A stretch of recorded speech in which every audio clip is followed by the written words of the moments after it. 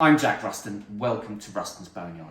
Now, January is one of those months where a lot of us feel the pinch financially. The costs from Christmas have stacked up, so what we're going to do this month is we're going to look at some more affordable, nutritious and delicious, but more affordable options, things we can make day to day without breaking the bank in order to rebalance that giant December grocery bill.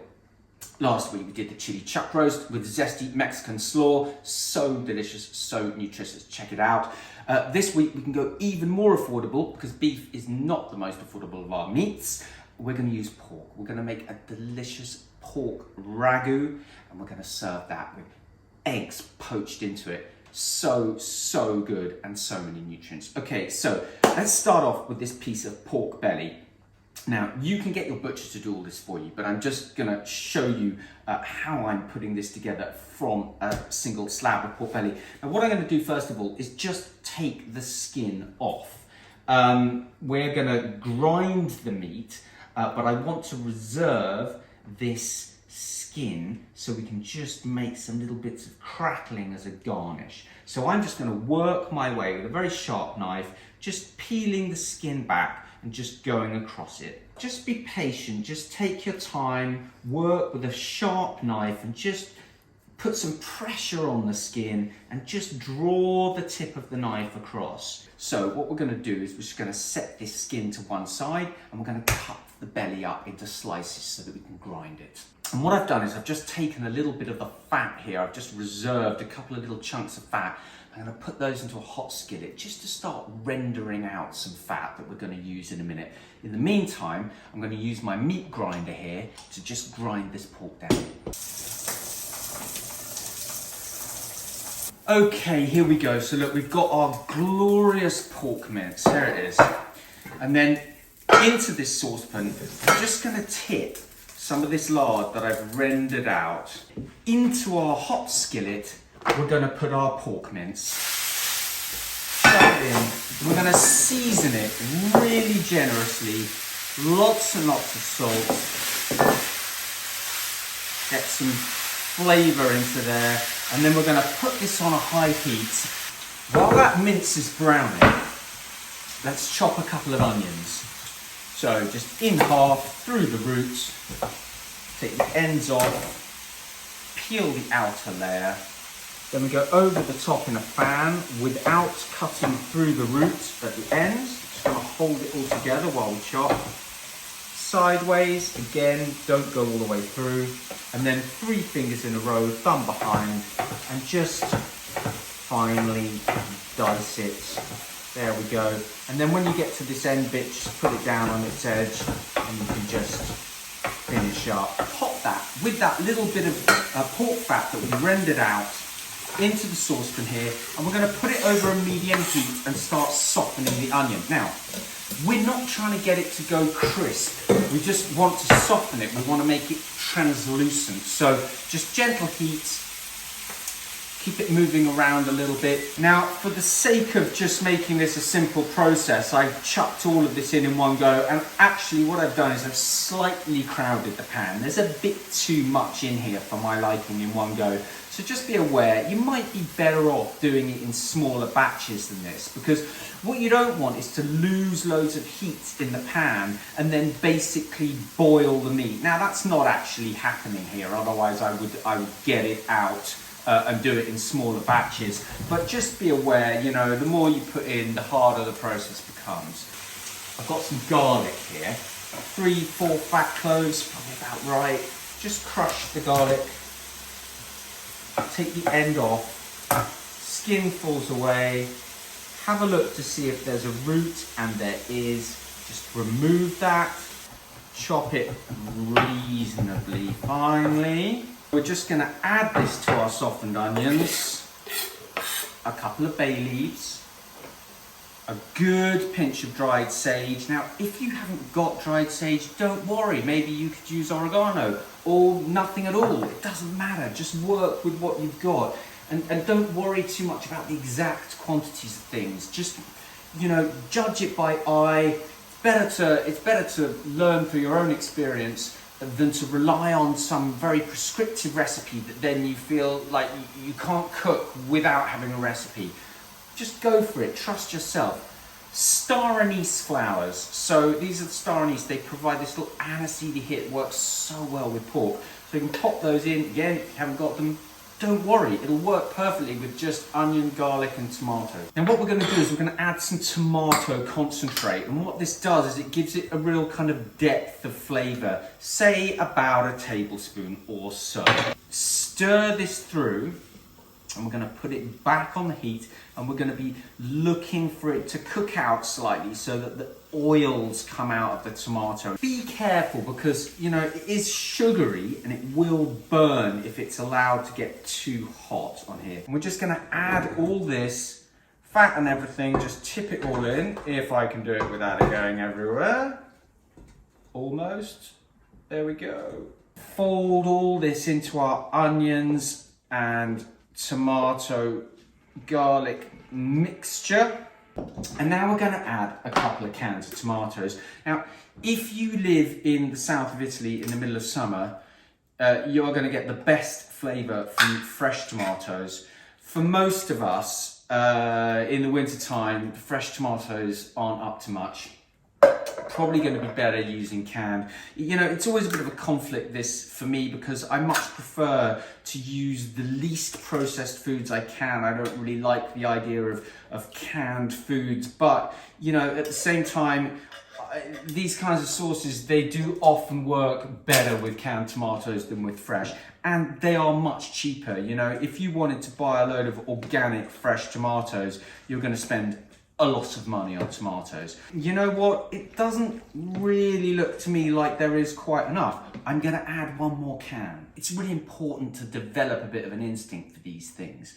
You know, this is the basis of how we become a cook. You know, rather than just follow recipes, which is you know, so limiting. Sometimes the tomatoes are really watery, and you'll find it's already liquid enough.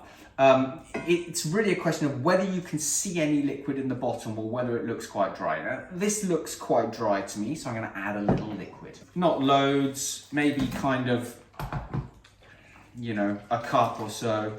And we're going to put this covered on a low heat, and it's going to cook for about 3 hours or so. We're going to need to keep a little bit of an eye on it. We don't want it to dry out too much so that it then sticks at the bottom and begins to burn. We need to make sure, you know, that there's enough liquid in there. But on the other hand, what we're actually looking for, in the end, is for all the water to be gone and for the oils to come out, the fats to come out of the meat, and to give us this kind of you know, very tacky, broken down sauce with just like the fats floating on the top. We can then use those or skim them off if we want. But the fact is, what that shows us is that the water's gone. It's not like a murky, bubbling, watery sauce. It's a glossy, oily, tacky, broken down ragu. Now, that's what I call a sauce giving up its secrets.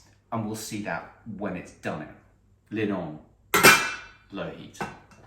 We're going to do something with the skin of this pork belly. Now, it may be that you just don't have this. It may be that you bought pork mince or that the butcher didn't give it to you, whatever. You can sometimes ask the butcher if they've got the piece that you can take in addition, whatever.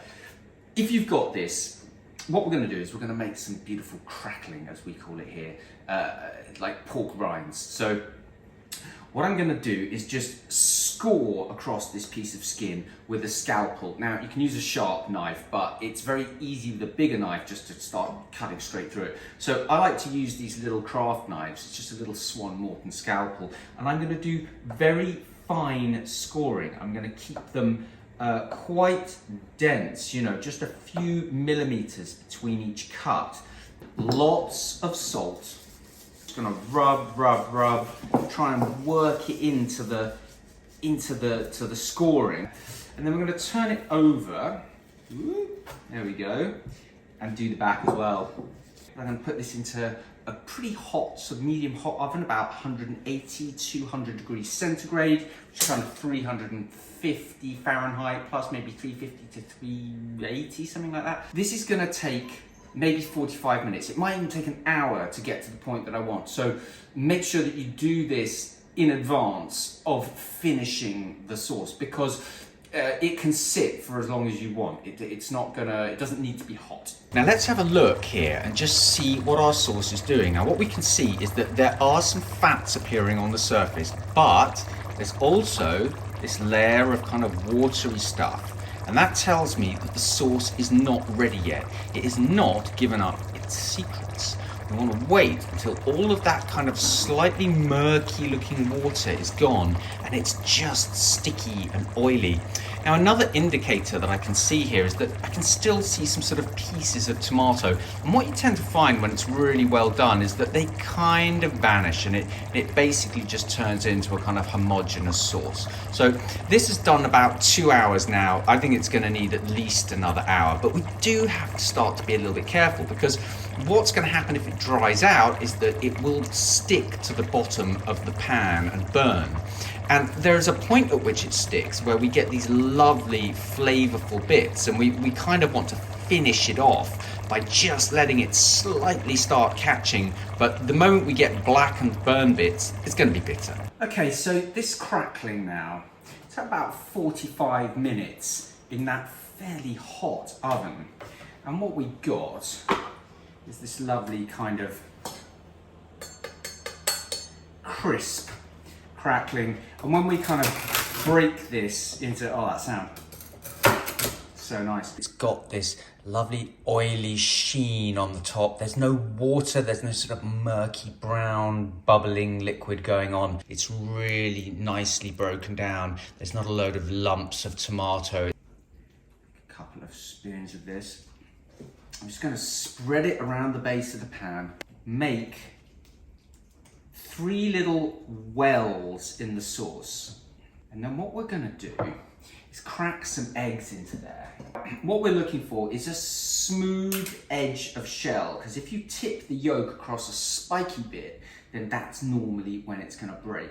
So I'm just going to tip it out across a smooth edge, and then I'm going to take that egg and transfer it into the pan in one of my wells, and then I'm going to repeat this process. Now we're just going to pop this back onto the hob on a medium heat. Now I forgot to mention just before I put that on, when this sauce is ready, it's a good idea to fish out the bay leaves and the star anise. And if we have a little hunt through, we'll just find that, fish it out, because we don't want that to end up in our finished dish. Now while my eggs are cooking, I'm just going to prep some garnish. A couple of spring onions, just a nice little fresh, bright, piquant garnish. And obviously we've got our lovely bits of crackling there. Now if we cover this, it's going to cook the eggs a little faster, but we're going to lose the orange yolks. They will have a white film over them. So I kind of like to just leave the lid off and just let them cook like this. So what we're looking for is the whites to be set here. And if we shake the pan, we can see whether they're still wobbling around and raw, or whether they're cooked. And we can just see, for example, this one in the bottom right here, this needs a little bit more. So here we go, look.